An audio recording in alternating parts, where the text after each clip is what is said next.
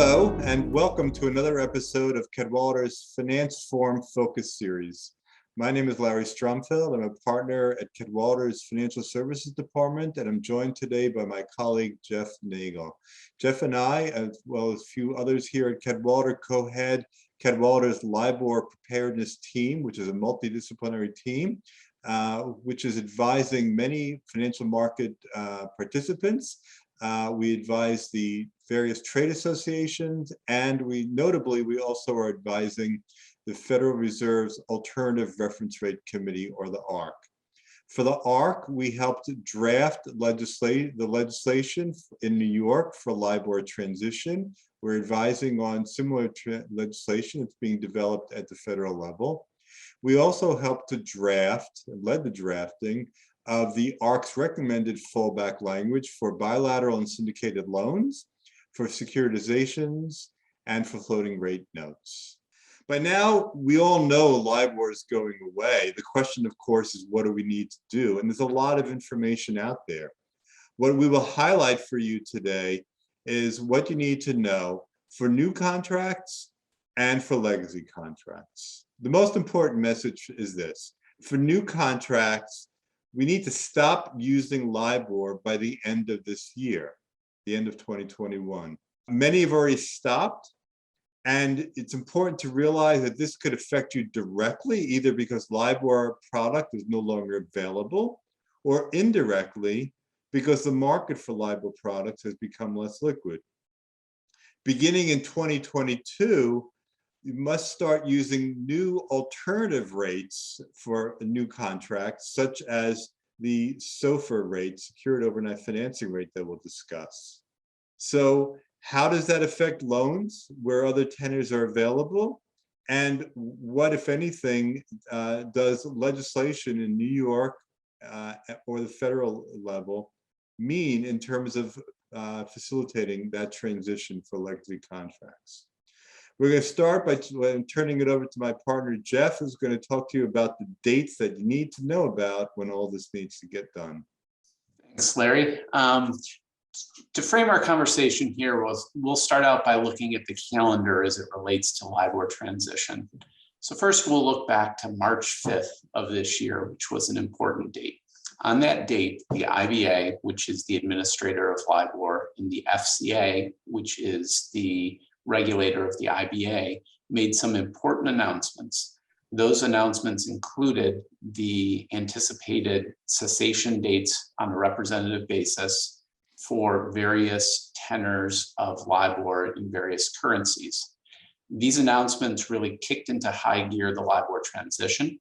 Among other things, these announcements also set the date that anchors the spread adjustments that will be used in ISDA documentation and in standard ARC documentation for fallbacks from Libor to alternative reference rates.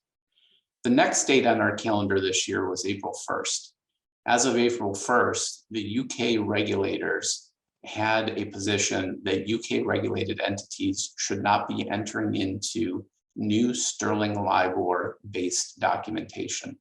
So in some ways, the UK Libor transition process is farther ahead of the Libor transition process in other parts of the world, including here in the US.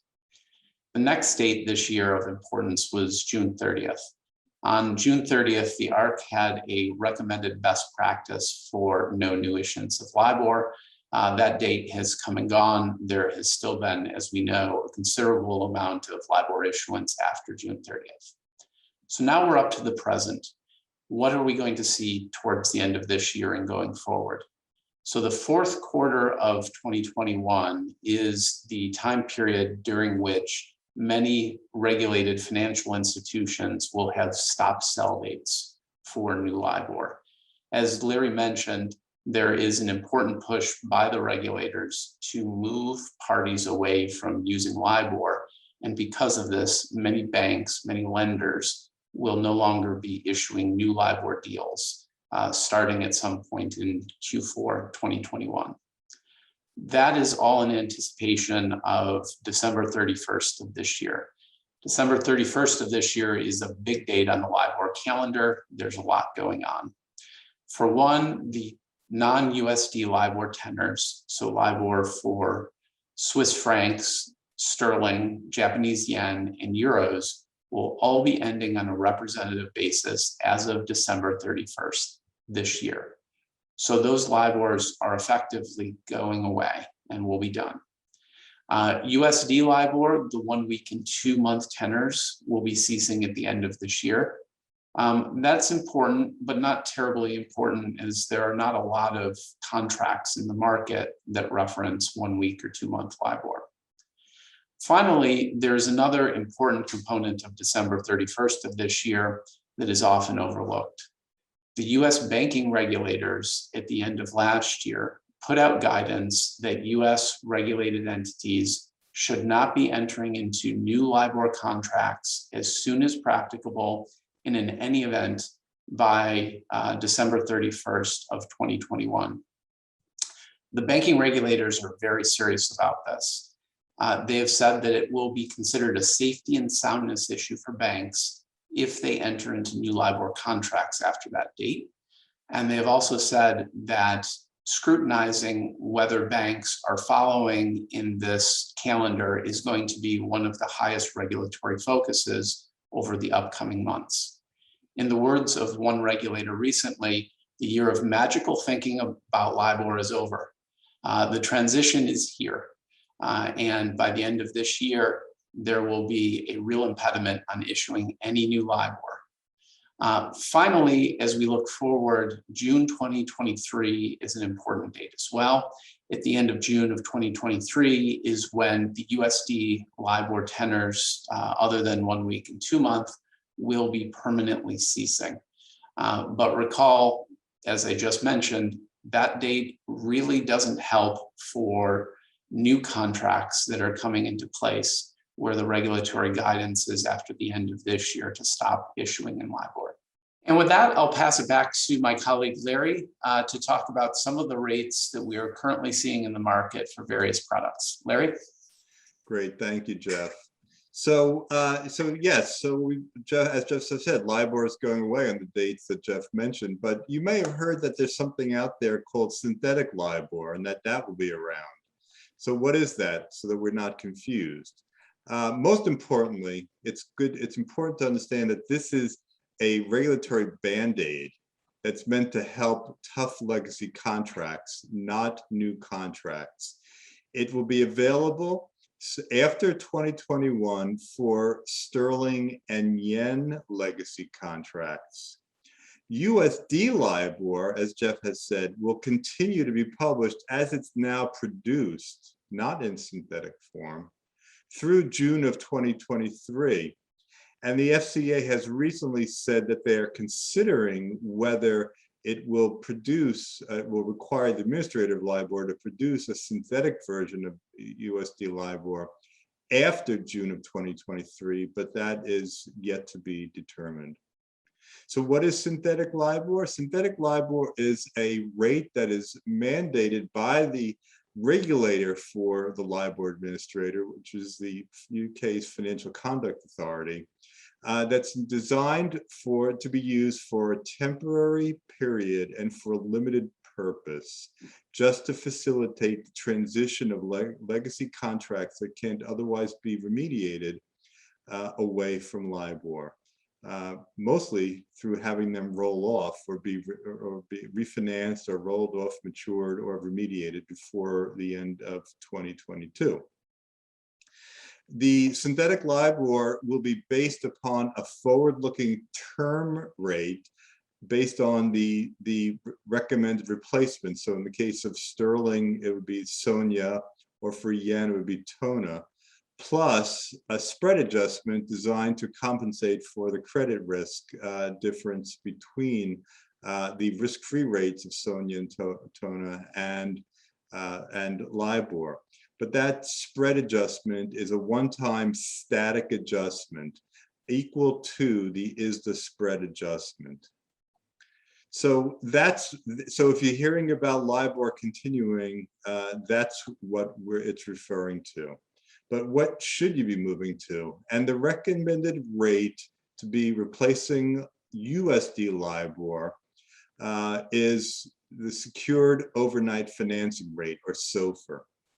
SOFR, in 2014, the Federal Reserve, as part of this global transition away from LIBOR, convened a committee of market participants, including banks and regulators, investors and trade associations, corporates, and other end users, to identify an alternative for USD LIBOR, and they identified SOFR as the most robust replacement rate.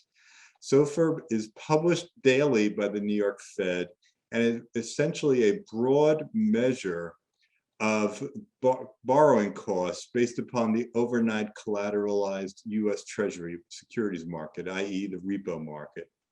And as I indicated, unlike LIBOR, SOFR is a risk-free rate. So it is a deep and robust market and very liquid, and it's what is going to be underlying the derivatives market. And so I'm going to turn now and change the subject slightly to legislation as part of the transition strategy overall. So as we said, if you have legacy contracts that reference LIBOR, you should be remediating them before LIBOR goes away.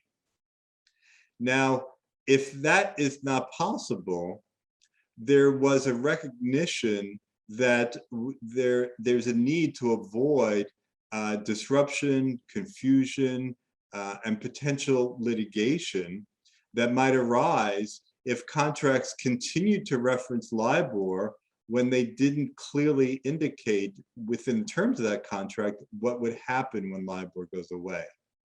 And so to try to address that potential risk of uncertainty on legal interpretation, the ARC sponsored, and we were privileged to be able to advise the ARC and help prepare draft legislation that was enacted in the state of New York that would address contracts that reference LIBOR and are outstanding when LIBOR is no longer published or is no longer representative.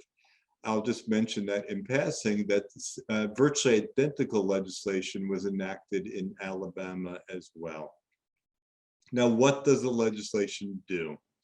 The legislation is very specifically designed to focus on what I will call broken contracts, meaning contracts where that contemplate that the fallback for LIBOR no longer being published either doesn't exist, it doesn't contemplate LIBOR going away, or, as is very often the case, says that the fallback for LIBOR being unavailable is that it use, for example, some other LIBOR-based rate, like last LIBOR or pull for LIBOR, probably designed with the idea that the problem was that LIBOR would only be unavailable for some glitch or temporary reason. But with LIBOR going away, those fallbacks are not practical. And so what the legislation does, it says that if you have a contract, what I call the broken contract, that has no fallback for LIBOR or brings you to a LIBOR-based fallback, like last LIBOR, then the law will automatically impose on that contract, without action by the parties, a recommended replacement as recommended by the ARC. Now, the ARC has indicated that what it will recommend, and will be for various contracts, there'll be different recommendations for different forms of contracts, but it will be a rate that is based on SOFR, such as SOFR compounded in arrears, plus a spread to bring it in line with the credit-sensitive, static credit-sensitive spread in line with ISDA's recommendations. And that will be the rate that will then apply to that contract. The other thing the Act does, it says that if the fallback provisions of the contract call for a polling of LIBOR, those provisions, as a matter of law, will simply be nullified or ignored. And then finally, what the legislation does is it says that if you have a contract, and this is common for consumer contracts, that allows one party, such as the lender, to use discretion to choose the replacement for Libor when Libor is no longer available, then that party continues to have the right under its contract to exercise that discretion. But if the party chooses to exercise that discretion by choosing a SOFR-based rate recommended by the ARC, then there will be a safe harbor available to all parties to that transaction so that there can be no lawsuits or claims for damages, impossibility, or other common law principles. And so the legislation tries to encourage the exercise of that discretion in favor of the SOFR-based rate. In the case of the federal law, the law will depend upon the Federal Reserve Board doing some rulemaking to implement some of the features that I've just mentioned. So that's a lot. I'm going to turn it back over to Jeff to be able to explain. So what does all this mean for us now? Thank you. Thanks, Larry. So we have thrown a lot of information at you. The natural question that comes up is, okay, well, what does that mean for me? What is it going to mean for my life? What am I going to be doing over the next 3 months or so? So I'm going to run through a couple of different ways in which Libor transition are likely to interact with your day-to-day life, both for lawyers, for business side, for operations folks, for many in the financial markets. The first is with term sheets. As we mentioned, there will be stop sells for many institutions with hard prohibition on entering into new deals after the end of this year. And therefore, you can expect to both be required to produce and required to review term sheets using rates other than Libor. So if you're a bank, that means, first of all, getting your forms in shape, making sure that you have term sheets based off of alternative reference rates, non-Libor rates that you can use. If you are a borrower, be prepared to review those sheets when they come in. Have conversations with your bankers about what types of rates are going to be used, what types of rates, what types of spread adjustments work for you. Bankers and borrowers will need to communicate on these rates, what rates will be used, what versions of the rates will be used, how they will be implemented in the document. And finally, if you're a syndicate member in a syndicated facility, you will need to understand that these term sheets will be coming out from your lead bank.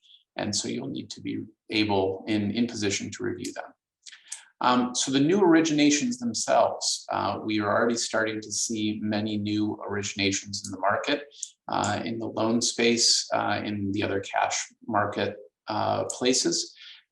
Some are in Bisbee, some are in Sulfur.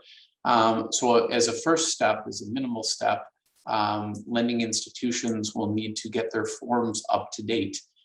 They will need to have new forms in place to be able to use these rates as they come out. There's a lot of technical knowledge that goes into updating your forms. Do you know how floors work? Do you know the technical differences between daily simple SOFR and term SOFR? When you're using a look back, does it have an observation shift or not? Do you know what an observation shift is? How many days will be used in your look back? There's a lot of complexity that goes into these documents for when implementing a new rate. So institutions need to understand that. They need to get their forms in shape. And then from the other participants in the market, they need to be prepared to review and sign off on those when they come through. A next place to stop is remediation. So remediation is for legacy deals. So here we're talking about deals that were done in Libor and need to be fixed or remediated. Two primary ways to go about remediating a document. One is if the document contains robust fallback language, for example, the ARC fallback language for cash products. There, your remediation path or a remediation path would be to exercise those fallbacks. do what the fallbacks tell you to do, operationalize those fallbacks, move from LIBOR to another alternative reference rate. Another way to remediate a document is through a consensual process. So if you are a lender calling up your borrower and saying, we have a loan in LIBOR, we want to get you to another rate. How does term Sulfur sound? Borrower says, sure, sounds good.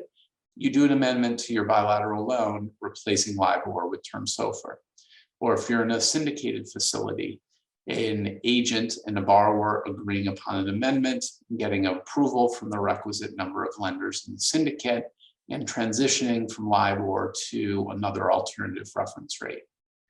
So the remediation process for non-US dollar tenors or currencies of LIBOR will need to happen this year, because those other those 4 non-US dollar currency LIBORs are all going away on a representative basis by the end of this year. So if you're in multi-currency facilities, your lenders may have already reached out to you, and if not, they will be soon. Banks or syndicates will need to be prepared. Syndicate members will need to be prepared to review these when they come in. Borrowers will need to be prepared to review these when come in, and agents and lenders will need to be prepared to make these amendments. Much of the US dollar remediation for legacy book is probably going to be a next year event, or maybe the beginning of 2023 rather than this year. However, there may be some remediation going on this year. We're aware that some institutions are moving some products over earlier in some lines of business, some particular products. So you may get a bit of US dollar remediation next year, this year, but I would suspect that a majority of the remediation is going to be multi-currency through the end of the year. And while we're here, maybe it's worth it to spend a minute or two to talk about the type of documentation that will be coming in. Agents and lenders on bilateral facilities will need to be preparing form documentation to do the remediation.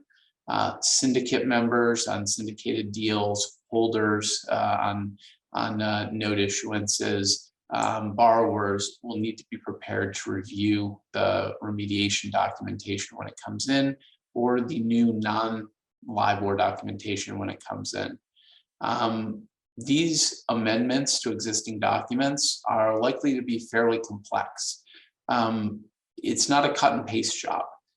Depending upon the version of replacement language you are using, and depending upon the flavor of replacement rate that you are using, it may be more or less complex. But in any event, this is not a process of deleting the word LIBOR and putting in the word Sulfur and you're done.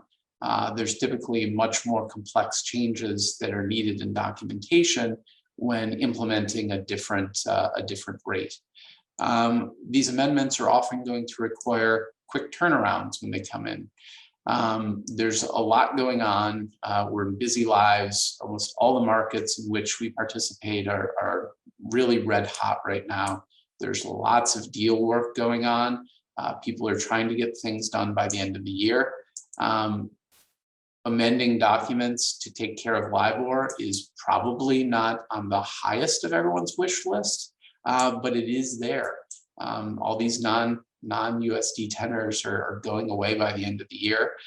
There's really nothing you can do about that. So everyone should be prepared, should be staffed up, should be ready to see these when they come in, and should be hopefully prepared to turn them around on a quick basis so that we can get through this by the end of this year and put ourselves in all of these markets in a good position going into 2022. So with that, I will send this back to Larry to give a few final words. Thank you, Jeff. I hope this has been helpful. I think I just was watching a presentation from the FCA and the Her Majesty's Treasurer earlier this morning, and for their final words, I think I could probably use the same message, which is you have to be doing this now. So we hope that this has been helpful and give you enough information to understand what the task is and what the dates are. As always, we here at Cadwalader understand the product, understand the market, and are here to help. So thank you all very much for your time.